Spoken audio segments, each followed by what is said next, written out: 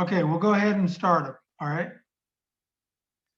And so as we get started here, what I wanted to cover today is how to deal with a contingent offer, whether you're on the buyer side or whether you're on the listing side and a contingent offer comes in. I want you to know how to handle those just right. And just to give you a warning, probably 70% of the agents in our Northwest MLS are unaware of at least Form 39 and the importance of having Form 39 in the transaction. So I think it's really important, that we all have this, this moment of learning. And I would love it if you all had those forms available: Form 22Q, 22B, Form 39, Form 44, and Form 90K.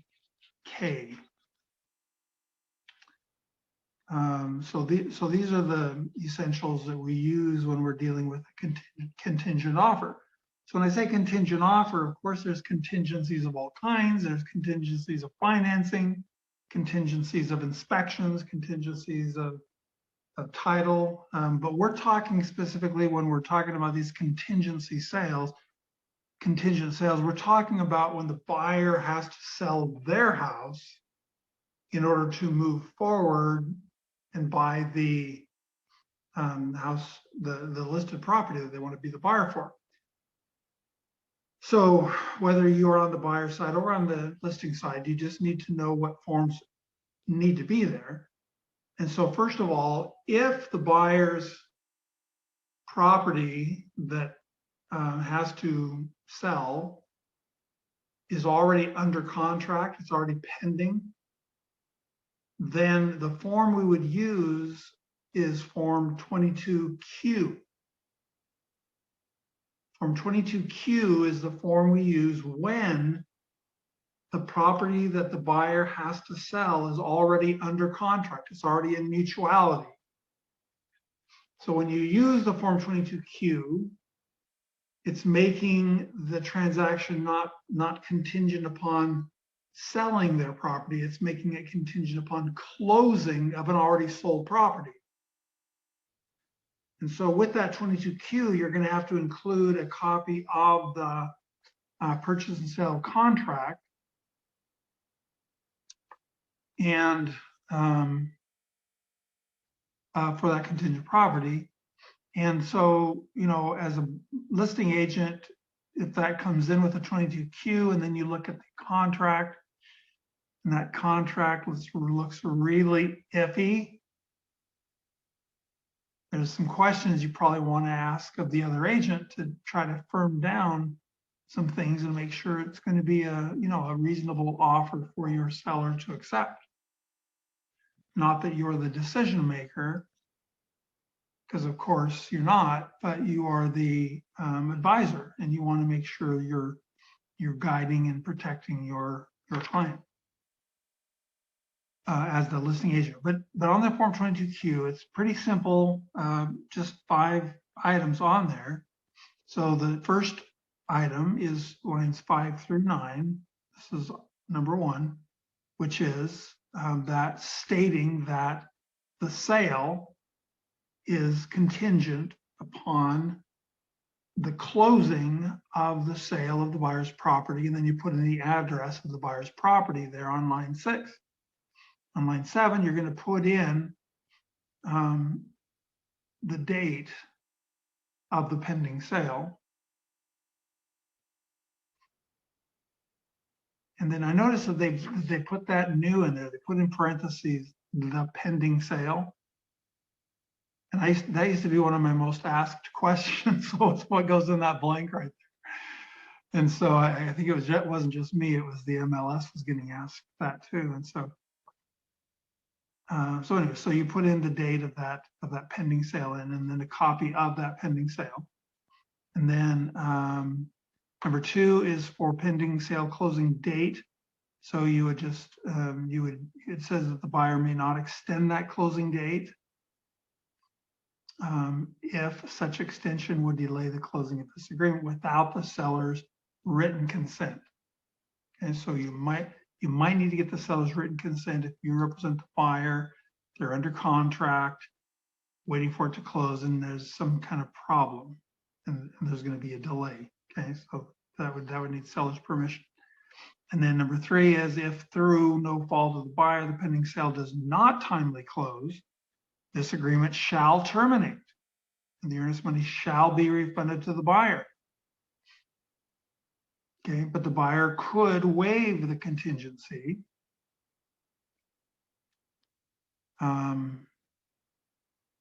And then if buyer waives the contingency, then paragraph 5 below will apply. So let's go down to 5, and it says buyer's waiver.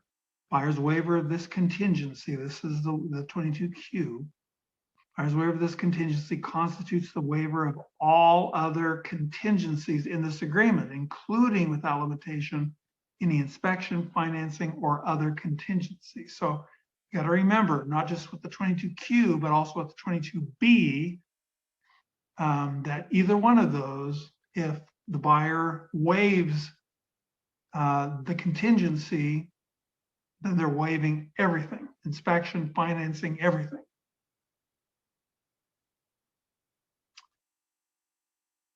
So number 4 is for the notice of failure to close. So the buyer must give the notice to the seller within 2 days of learning that the pending sale has failed. Such notice must be given regardless of whether buyer chooses to proceed with this agreement. If buyer does not timely give notice, then the buyer shall be in default. So the buyer has got to give notice within 2 days of learning that the pending sale has failed. Okay, so there's a difference between has failed and might fail. Do you agree with me? I think a pretty big difference. So be aware of that. Okay, so that's 22Q. 22B is the 2-page form that is for the buyer's property contingency addendum. So instead of the buyer's property already being sold and under contract, they may have it on the market, they may not have it on the market, but the buyer has to sell it before they can do anything. Okay, not close necessarily yet, but they have to sell it before they can do anything. So in these contingency forms, there's one particular definition, which is that if it ever says sell, the word sell or sold, it's talking about just going under contract. It's not talking about closing. They will specifically in these forms use the term closed as opposed to sold when we're talking about getting it closed. Okay, and then in the 22B, paragraph 1 says contingent on sale of buyer's property. This agreement is contingent on buyer selling buyer's property. That doesn't mean closing, remember. It just means going under contract. And then you put in the address of the property on line 6 and 7. And then on line 8, you're going to put in the time period with the default of 45 days in which the buyer has to get their property under contract into mutual. Okay, so if the buyer fails to do so, well, first of all, the buyer has to list their property within 5 days of this going into mutuality. So the buyer's got to list it on the MLS. And then if the buyer fails to do so, the contingency shall be deemed waived and paragraph 6C shall apply. If buyer has not sold buyer's property or given notice waiving this contingency by the end of the contingency period, then this agreement shall terminate and the earnest money shall be refunded to buyer. For the purposes of this addendum, the terms sell, selling, and sold this is what I was saying earlier, shall mean that buyer has entered into a valid and enforceable agreement for the purchase and sale of buyer's property. Doesn't mean closed, right? John, Yes. on line 6, it says if not filled in 45 days. Would there be any reason ever to put greater than 45 days? Well, good question. Every case is unique, right? And so, so you have to think about what the seller and listing agent are going to be thinking about. If we've got a pre-typed number in there of 45 days, then something less or something more is going to mean something, right? So if it's less than that, it might mean, oh, their property's, probably pretty valuable, probably going to sell pretty quick, earlier than 45 days. If they put in more than 45 days, that's a sign that, wonder why they would need more than 45 days, especially in a market like this, right? We're talking about just to go under contract. Yep. Okay.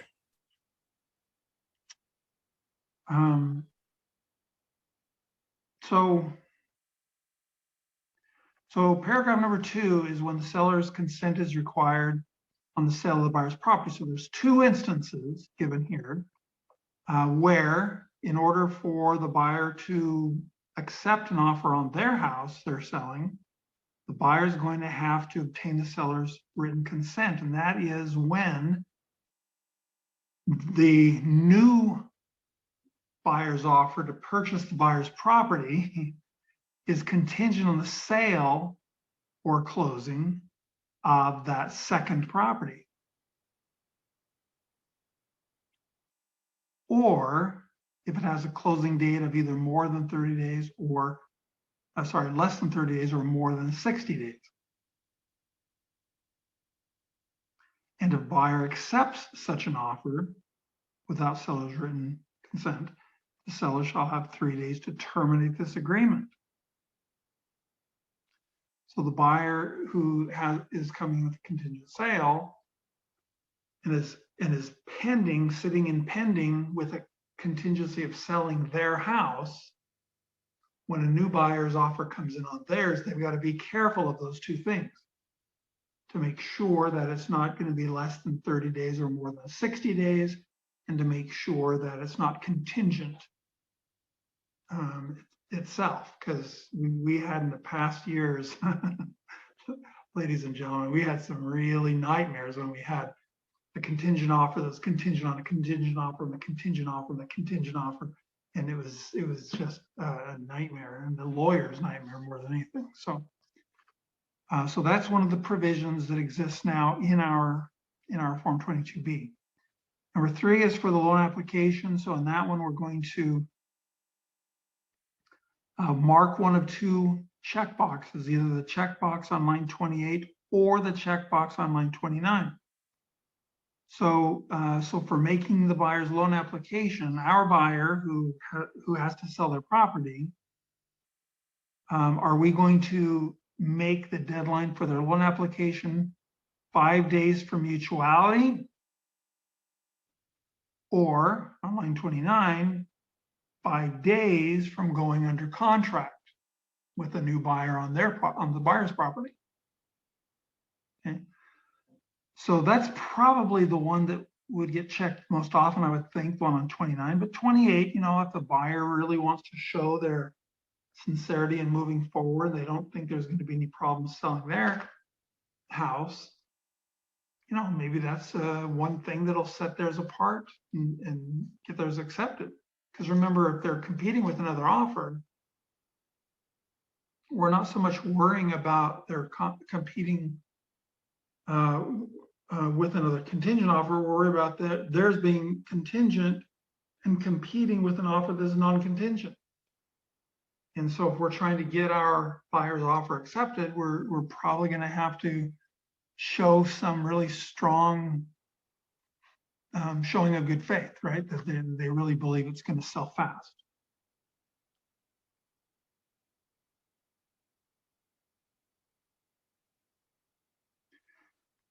Okay, so that's for the loan application, and makes reference to the Form 22A, the financing contingency.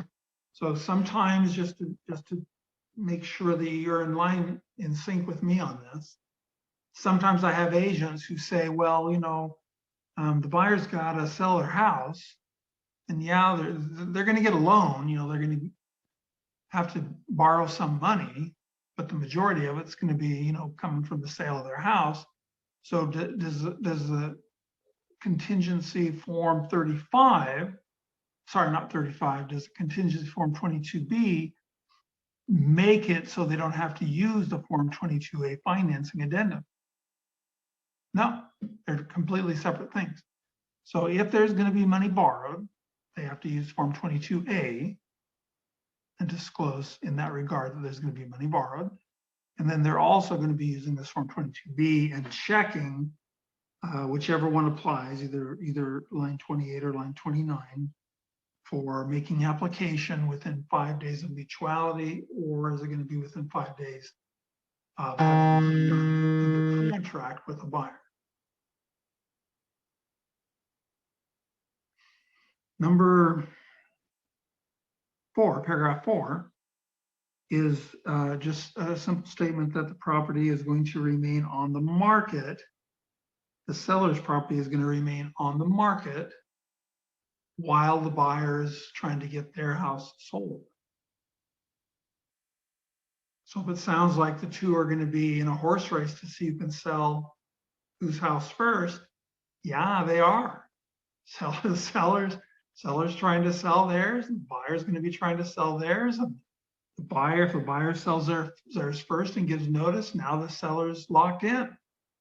But if the seller gets another offer, then the seller can bump that contingent offer that had the 22B. Okay, and I'm going to go over that bump process with you in just a second. I just wanted to finish going over that. Now the bump is going to be 5 days, unless written in otherwise on line 35. So if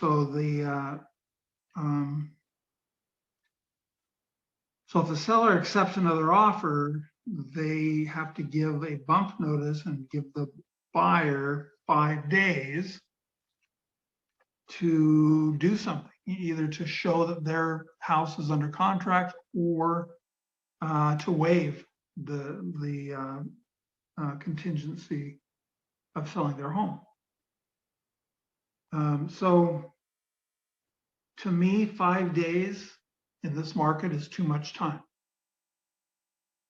So whether I was representing the buyer or if I was representing the seller, for sure if I was representing the seller, I would probably put 3 days in there.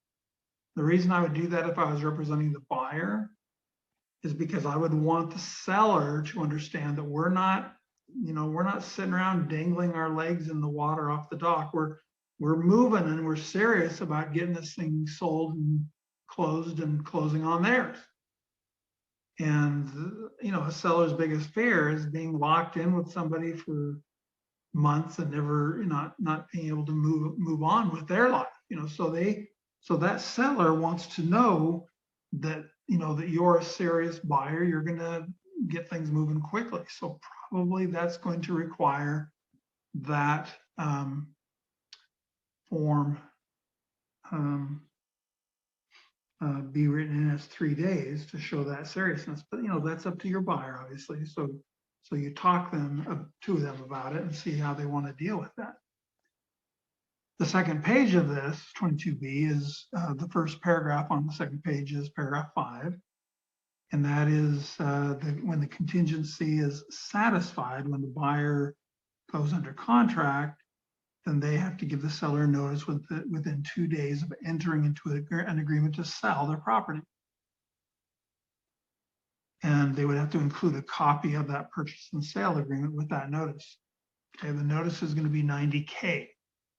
So that's a form that is new, new within the last couple of years, and replaces Form 46. So if any of you see a Form 46 that's outdated, not used anymore, Form 90K is what is utilized. So on paragraph 6, there's a couple of things you need to be aware of, and that is that there is a survival clause for this contingency. It says if the sale of the buyer's property fails to close through no fault of the buyer before expiration of the contingency period, then this contingency shall be reinstated until the contingency period has expired. So in other words, if the buyer gives notice that their contingent property is sold, pending, but then that deal falls through, it doesn't nullify any of this. All of this survives and continues on per the dates that are written in.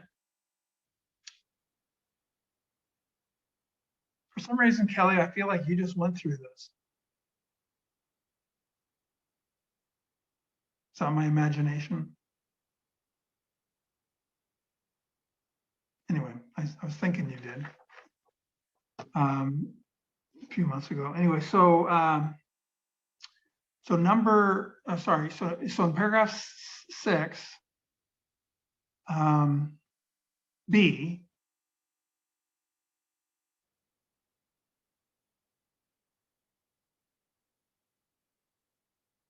is when the agreement terminates, okay, and the earnest money is refunded to the buyer. 6C is when the buyer waives this contingency, and again, that's just like in the 22Q. That means when they're waiving it, they're waiving all other contingencies, including financing, including inspections, including title, whatever it is, they're waiving them all.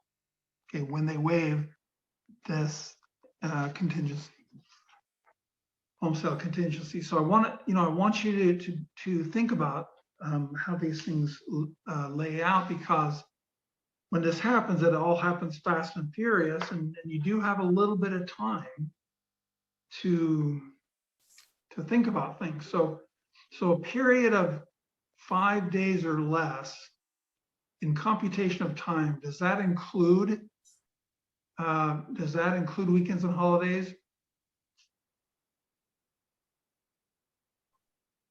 In counting the days, 5 days or less? I'd say no. No. So you're going to skip over, right? So if Friday you had a contingency period, or you had a time period you had to compute of 5 days, let's say, day 1 is going to be Tuesday, right? From Friday you skip Saturday, Sunday, and Monday today because it's a holiday, and then tomorrow, Tuesday, would be day 1 of that 5-day computation of time.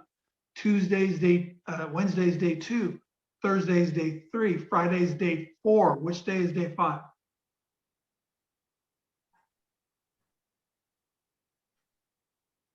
Monday. Yeah. So we skip weekends and holidays. So that 5-day period just turned into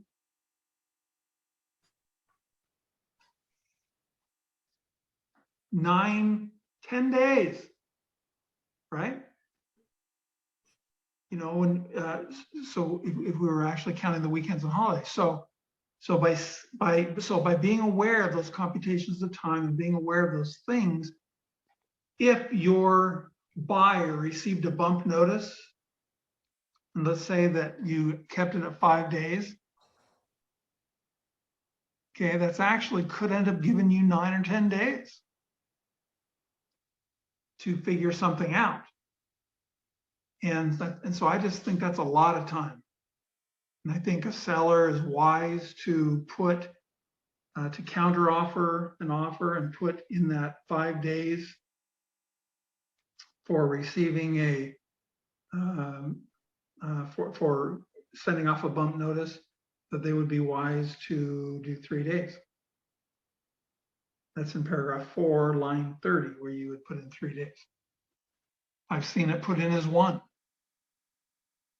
Okay, so that's a seller that doesn't want to mess around. It's a seller who wants a buyer who's serious and is going to move quick on these things.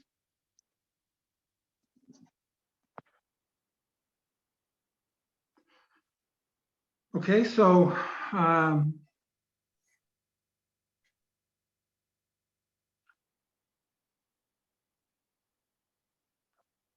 Number 7 is for closing date. And so on Form 22B, page 2, number 7, item number 7, it says the closing date set forth in the addendum, in this addendum, sorry, shall supersede the closing date set forth in the purchase and sale agreement.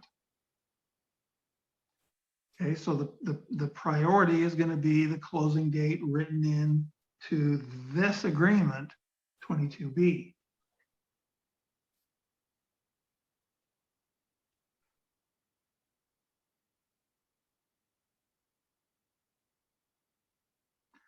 There's a paragraph for other things that you might want to, put in there from time to time. Maybe there's going to be a reason why there's going to be a slight delay of getting it listed in the MLS. That would probably be a place where you would put that, that the period of time for listing the property instead of being 5 days is going to be 8 days because of, and then list the reason for that or whatever. But sometimes there'll be something that will apply to your transaction you're doing, putting your buyer's property in this contingent position where they can be bumped. And I'm going to go back to that paragraph 4, which is for that bump period. That's 5 days. They could be getting bumped. Okay, so now let's just for purposes of understanding how that's going to apply, let's just I'll just make up a story here. So let's say that I am going to buy Mike's house from Mike, but I have to sell mine first. So Mike and I enter into a contract. I'm going to buy Mike's house. Mike's going to sell me his house, but the deal is contingent with 22B on my selling my house. Okay, Mike and I got it all signed off, and Mike was really, really hard-nosed on this. So what Mike put in to our agreement was just 1 day to give the bump notice. So if he gets another offer, he only has to give me 1 day's notice to either prove that I'm under contract or waive my contingency, my home sale contingency. So in the meantime, while we're under contract, Mike gets another offer from Kelly. And Kelly comes in with an offer, and Mike's going, woo, hot dog, it's even more money than that John offered. I want to take that for sure. Non-contingent on selling a house. Everything looks really good. He wants to jump all over it. The problem Mike's got to understand is that if he accepts this offer from Kelly, he's got to give Kelly a counter offer automatically, because he can't just accept Kelly's offer, or he's under contract with 2 different buyers, me and Kelly. So he wants to give Kelly notice that he's currently under contract with me and my contingency offer with 22B. So he is going to give Kelly, as a counter offer, Form 39. This is the one that I would say at least 70% of the agents don't even know exists or know how to use it. So this is where the second offer that comes in through Kelly, he's going to get this as a counter offer automatically, Form 39, and it's basically telling Kelly, hey, I'm already under contract with John, but his deal is contingent on selling his house. I've got to give him a bump notice, and I can bump him out of the way for you, Kelly. So I'll bump that John out of the way, and you can move in and buy it. But, Mike says, paragraph 2, I'm not going to bump him until after you've satisfied yourself with each of the things I've checked here. Maybe it's the second buyer, Kelly's approval of a seller disclosure statement, Form 17. Maybe he doesn't want to bump me until Kelly passes his time on being able to waive that. So he'd check that box A. So maybe Kelly will just hurry and sign his waiver of his right to terminate on it, right? And that would give Mike the chance to go ahead and issue me the bump notice. But maybe Mike has put in there some other things. And so he's put in there, well, let's see. So Kelly's got to do his inspections first. So he wants to have inspections done. So he's got to get those all done. So let's check B. And so until Kelly either waives his inspections contingency or completes it, I'm not gonna bump John out of there yet. It could be. Well,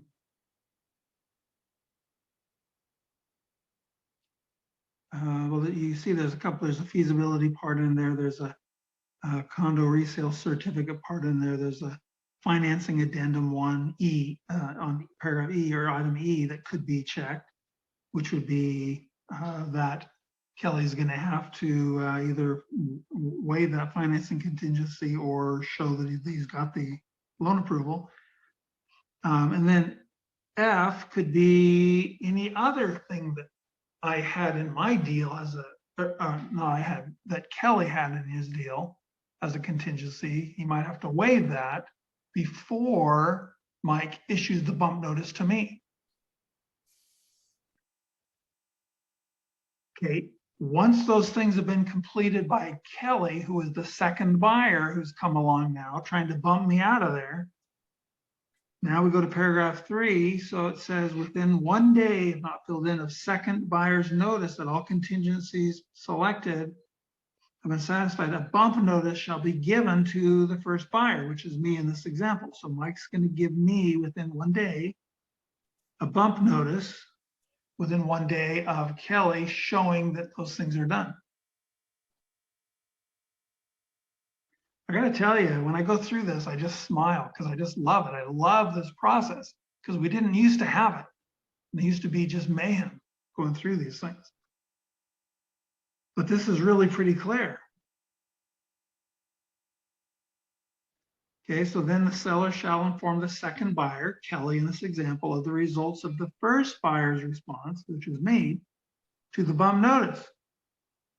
The second buyer terminates the second sale agreement without legal cause after the bump notice is given to the first buyer, then the second buyer shall be in default.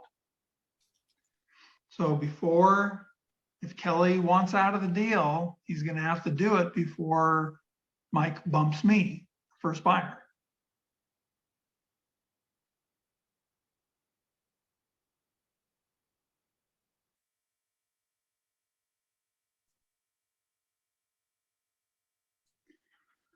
So Form 90K is a form that would be used for responding to Mike's bump notice.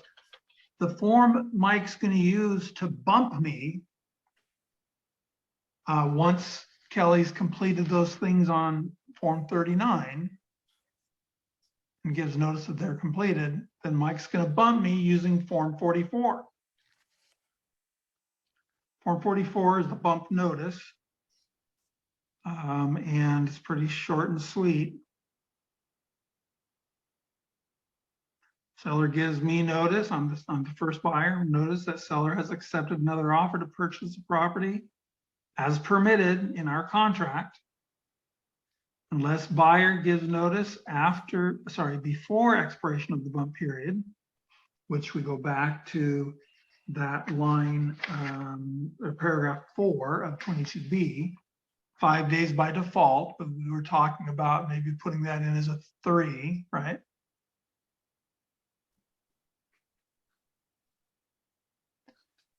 Unless buyer gives notice before expiration of the bump notice that buyer has satisfied or waived the contingency, the agreement shall terminate and the earnest money shall be refunded to the buyer.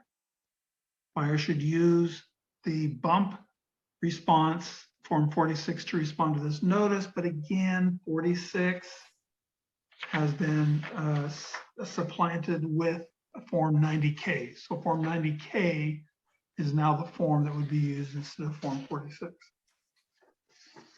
So Form 90K is really a kind of a catch-all notice form for all these bump and waiver bump and all the different stuff notifications in this contingency process. So the first checkbox on 90K is notification of the buyer's property is sold. The first buyer's property is sold, mine. So if I gave them that, you know, I'd be telling them I'm not contingent on selling my property anymore. There's a box below that for failure to close and termination, where the buyer gives notice that their deal failed to close and they want to terminate and just take their earnest money and leave. The third one is the failure to close and reinstatement, meaning that even though my deal to buy Mike's property, the deal I had with the buyer on mine fell through, I'm reinstating it per the 22B we had intact between us from the beginning, right? So my notification of termination of my contract doesn't kick me out. It just reinstates me if I check this box and I'm within my time frame rights to do so. Then the fourth box is for a failure to close and waivers. So the buyer hereby gives notice that the sale of buyer's property has failed to or will fail to close. However, buyer waives the contingency and buyer's sale of property contingency addendum. And buyer understands that by waiving it, they're waiving all of the contingencies, including inspections and financing and everything else. That one kind of scares me. Yeah, it always has. It always has me too. And because and it does hold to that. They do hold to that because this has happened over the years a few times. And when it does happen, it's a tough pill to swallow for that buyer to realize that by waiving their home sale contingency, they are waiving all other contingencies, financing and inspections included. And that usually comes back to bite them and they end up, you know, having a real problem. So I understand. So one of the questions I have is when they use different lenders and they waive inspection, but the lender requires an inspection. Different inspections. Okay. So we're talking about what we're waiving here is the buyer's inspection of the property per Form 35. You're talking about the lender in 22A just saying that they may have to do an inspection, right, of the property. And so, yeah, that would be, well, that one would also be being waived, wouldn't it? Because the financing is being waived. So everything that goes with financing is waived. But, you know, usually in those situations, what I've seen is the seller understands, well, yeah, I understand that they've got to inspect the property. You know, you've waived your loan, loan contingency, so you lose your earnest money if you don't close. But I understand that your buyer still is going to have, your lender is still going to have to, you know, inspect the property and make sure it's going to be the collateral they want for your loan. And they'll usually go along with that. I guess they don't have to, do they? I guess they don't have to. So it really is pretty scary for the buyer to waive everything.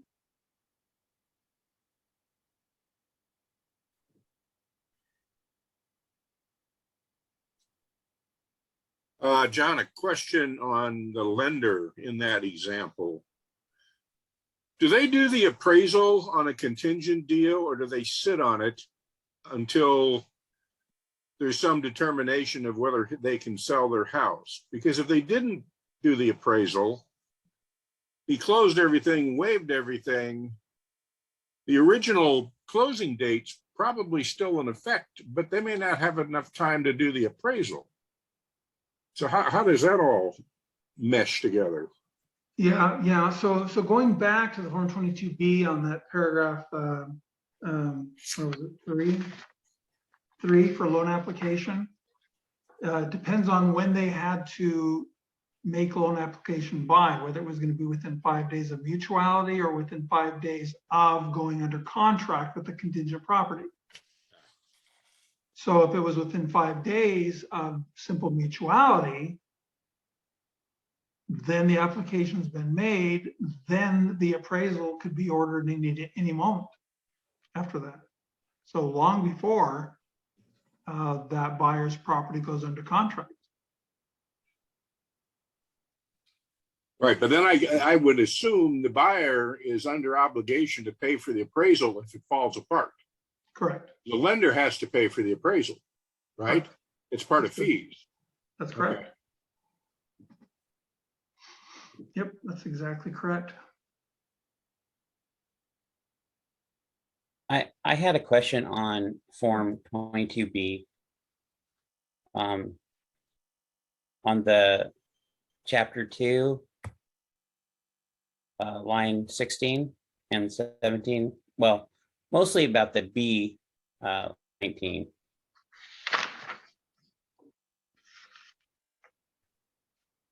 Okay. If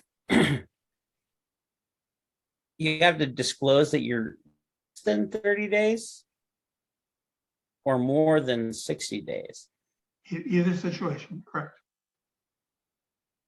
So I'm still confused because if you made it less, then good thing if it's less.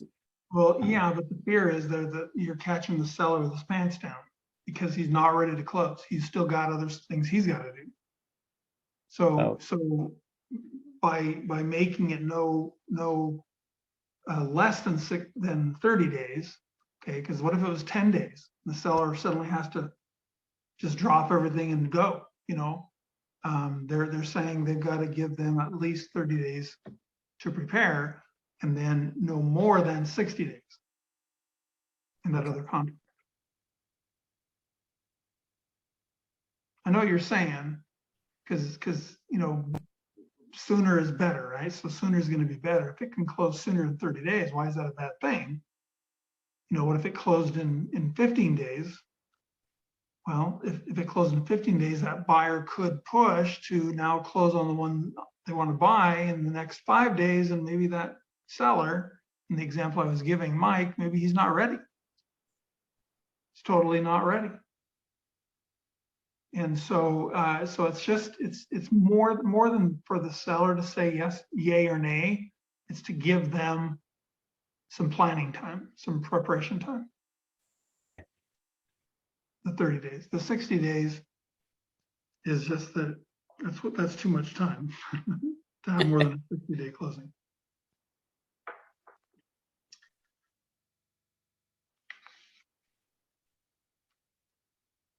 Okay, so looking back on Form 90K, and if you have any other questions, be sure and ask. Looking back on Form 90K, which is our contingency property notice form, there is that waiver paragraph, and the buyer signs and dates for any of those things they're checking off and using. But then below that, we have 2 items down at the bottom of Form 90K. One that says seller's notice, first buyer's contingency is satisfied or waived. So this is the one in the example I'm using with Mike as the seller. To me, this is the one Mike would use to give notice to Kelly, the second buyer, that I, the first buyer, have responded and I waived my home sale contingency. Okay, so now Kelly's just out. Or Mike could check that last box on the 90K form that says that the first buyer terminated the prior sale.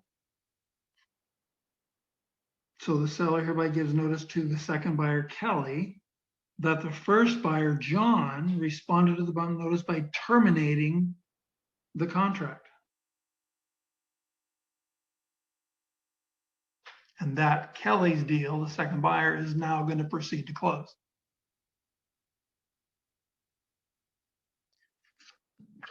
So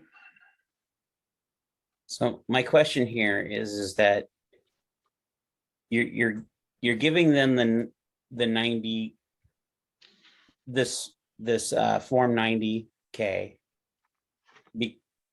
But is it, and if they sign this, do they need to do a whole new purchase and sale to be a new contract?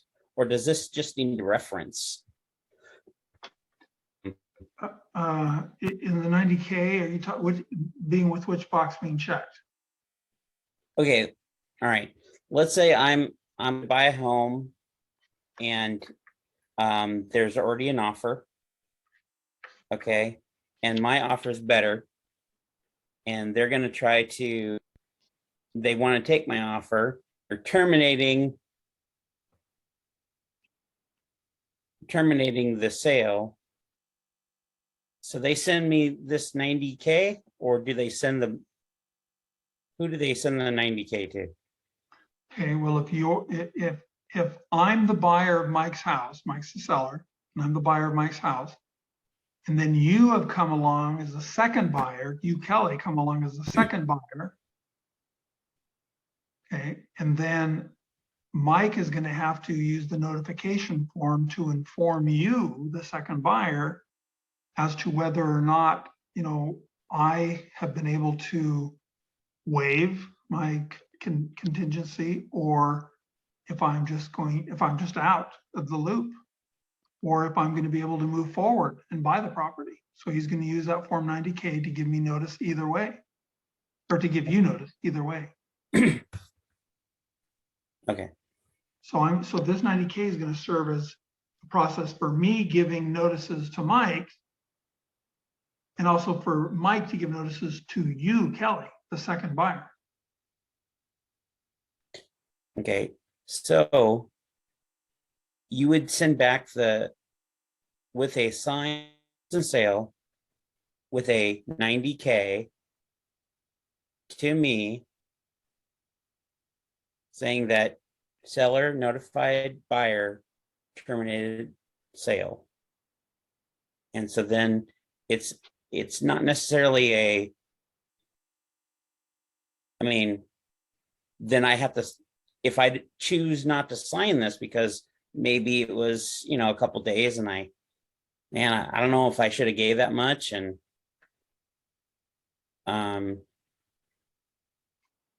well, once Mike gives you, the second buyer, notice of the termination of my deal, that I've been bumped out and I'm gone, then you can't change anything, Kelly. You're stuck with what you submitted to Mike. Okay. But there was okay, so without me knowing that there is a current purchase, he has to give me another form saying that there's a current purchase that's contingent. 44. Oh, sorry, 44 is the bump notice he gives to me. Okay, he gives, Yeah, so I see. Okay, so he would give me the bump notice saying that if you don't sell your property, then. yeah, he gives you the form 39. Oh, okay, At the time 39. of going into contract with you, he gives you the form 39, letting you know about me. I see. Okay, that's where I was kind of confused. And so there's a lot of, I was telling you before, there's a lot of people that miss that form 39. That form 39 is essential in these contingency offers. It's essential that it be used whenever a second buyer's offer comes in. Must use form 39. Because if I receive this form 39 and I've had second thoughts, I don't have to sign it. My deal's not even going to be accepted. It's a counter. Correct. Okay. That's correct. I see why they wouldn't use it, because they could still put the person on notice that they're in danger of being bumped, and then send me a signed purchase and sale because the other person failed to